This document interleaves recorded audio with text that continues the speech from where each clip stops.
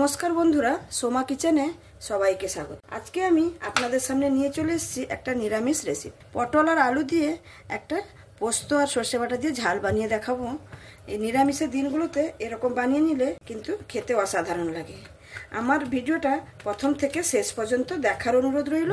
আর যদি ভালো লাগে তাহলে অবশ্যই লাইক শেয়ার কমেন্ট অবশ্যই সাবস্ক্রাইব করে আমার পাশে থাকুন। এখনো যদি বন্ধুরা সাবস্ক্রাইব না করে থাকেন তাহলে তাড়াতাড়ি করে সাবস্ক্রাইব করে নিন। এখানে আমি আপনাদের সঙ্গে কথা বলতে বলতে পটলগুলোকে কেটে নিলাম। আমি আগে থেকে খোসা ছাড়িয়ে রেখেছিলাম।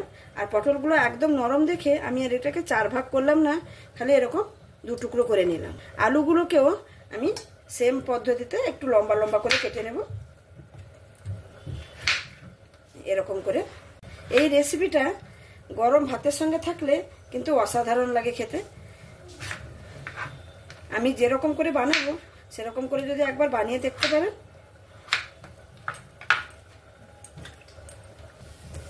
এখানে আমার সবজিগুলো সব কাটা হয়ে গেল। আমি আগে থেকে ছাড়িয়ে রেখেছিলাম, সেই জন্য তাড়াতাড়ি হয়ে গেল। এবার আমি এটাকে সাইডে রেখে একটা মশলা করে নেব। দেখুন মশলা একটা করে নেওয়ার জন্য আমি এখানে মিক্সারের জার নিয়েছি। তাতে প্রথমে আমি দিয়ে দেব 1 চামচ পরিমাণে একটু সর্ষে। সর্ষে কিন্তু আমি এখানে বেশি দেব না, 1 টেবিল স্পুনের মতন 1 টিস্পুনের মতন আমি দিয়েছি। আর পোস্তটা আমি এখানে 2 টিস্পুনের মতন দেব। আর দেব 1/2 টিস্পুনের মতন একটু জিরে, গোটা জিরে। আর এখানে আমি দেব সামান্য একটু আদা বাটা, আদা কুচি করে রেখেছি সেটা দিয়ে এটাকে আমি জল দিয়ে পেস্ট করে নেব। মশলাটা আমি অর্ধেক বেটে নিয়েছি। এরপরে আমি এখানে দিয়ে দেব কিছুটা টমেটো কুচি, দিয়ে আবারও একে পেস্ট করে নেব। আমি এখানে রান্নার জন্য একটা কড়াই বসিয়ে নিয়েছি। কড়াইয়ের মধ্যে আমি তেল দিয়ে দিয়েছি। প্রথমে আমি আলুগুলো ভেজে নেব।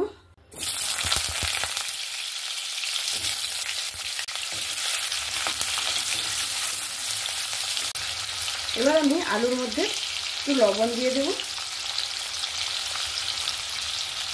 আর একটু হলুদ, ভালো করে মিক্স করে নেব। আলুগুলো আমার এখানে সুন্দর লাল লাল করে একদম ভেজে নিয়েছি। এবার আলুগুলোকে তুলে নেব। ওই তেলের মধ্যেই আমি পটলটাকেও ভেজে নেব।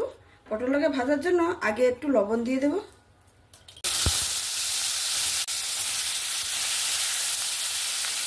পটলটা আমি হলুদ দেবো না, খালি লবণ দিয়ে একটু ভেজে নেব।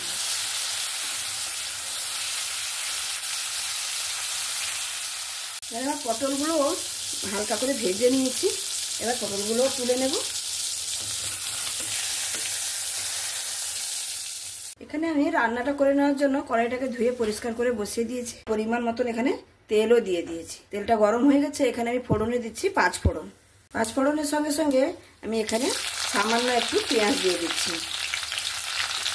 আর আপনারা যদি এখানে সম্পূর্ণভাবে নিরামিষ খেতে চান তাহলে পেঁয়াজটা বাদ দিয়ে আর বাদ বাকি আমি যা কিছু ব্যবহার করেছি সেটাই ব্যবহার করে নিতে হবে। এবার পেঁয়াজটাকে আমি লাল লাল করে ভেজে নেব।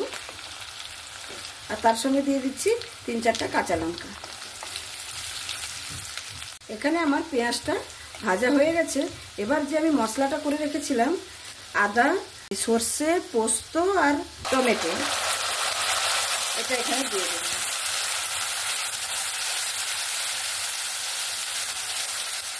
দিয়ে ভালো করে পেঁয়াজের সঙ্গে মিক্স করে নিয়েছি মশলাটা। এবার আমি এখানে কিছু গুঁড়ো মশলা দিয়ে দেব। গুঁড়ো মশলার মধ্যে পরিমাণ মতন হলুদ, পরিমাণ মতন লবণ, পরিমাণ মতন ঝাল লঙ্কার গুঁড়ো, আর একটু কালারটা ভালো আনার জন্য এখানে একটু সামান্য পরিমাণে একটু কাশ্মীরি লঙ্কার গুঁড়ো দিয়ে মশলাটাকে ভালো করে কষিয়ে নেব। এখানে আমি মশলাটা ভালোভাবে কষিয়ে নিয়েছি। যেহেতু সর্ষে আর পোস্ত আছে বেশিক্ষণ কষানোর কোনো দরকার নেই। দেখুন অলরেডি তেল ছেড়ে দিয়েছে। এবার আমি সেই যে মশলা করেছিলাম সেই মশলা ধোয়া জলটা একটু সামান্য পরিমাণে এখানে দিয়ে আবারও 1 মিনিটের মতন একটু কষিয়ে নেব। এখানে আমি জলটা দিয়েও মশলাটাকে ভালোভাবে কষিয়ে নিয়েছি। আর এখানে যেহেতু নিরামিষ রান্না সেই জন্য আমি একটু এখানে চিনি দিচ্ছি। আর আপনারা চাইলে নাও দিতে পারেন। চিনিটা দিয়ে ভালো করে মশলার সঙ্গে মিক্স করে নিয়েছি। এবার আমি ভেজে রাখা আলু আর পটলটা এখানে দিয়ে দেব। আমার এই রান্নাটা এই পর্যন্ত যদি আপনাদের ভালো লেগে থাকে তাহলে অবশ্যই লাইক, শেয়ার, কমেন্ট এবং সাবস্ক্রাইব করে আমার পাশে থাকবেন।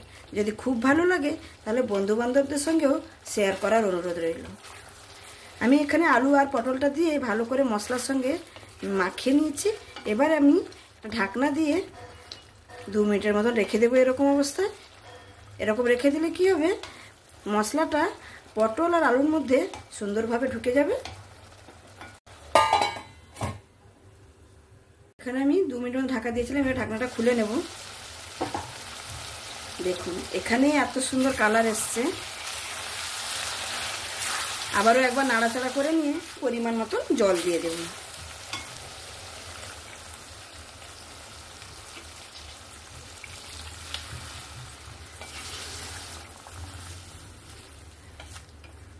জল দিয়ে নিয়েছি।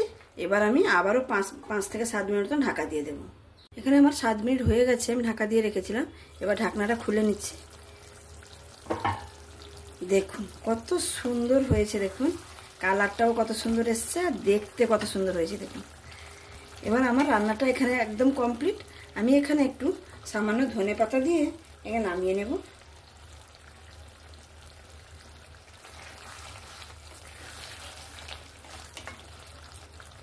রান্নাটা এখানে আমার কমপ্লিট। আমি এবার পরিবেশন করে আপনাদের কাছে দেখাচ্ছি।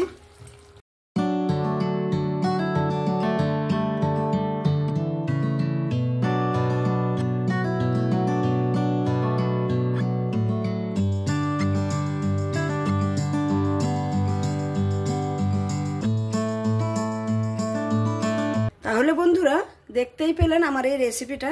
দেখুন কত সুন্দর দেখতে হয়েছে, খেতেও কিন্তু অসাধারণ লাগে। আপনারা প্লিজ একবার এরকম বাড়িতে বানিয়ে দেখবেন। আর যদি ভালো লাগে আমাকে তাহলে কমেন্টের মাধ্যমে জানাতে ভুলবেন না। আমার এই রেসিপিটা যদি আপনাদের কাছে ভালো লেগে থাকে তাহলে অবশ্যই লাইক, শেয়ার, কমেন্ট এবং সাবস্ক্রাইব করে আমার পাশে থাকবেন। আমি আজকে এখানেই শেষ করছি। আবার দেখা হবে নতুন কোনো রেসিপির সঙ্গে। সবাই ভালো থাকবেন, সুস্থ থাকবেন, সাবধানে থাকবেন। ধন্যবাদ।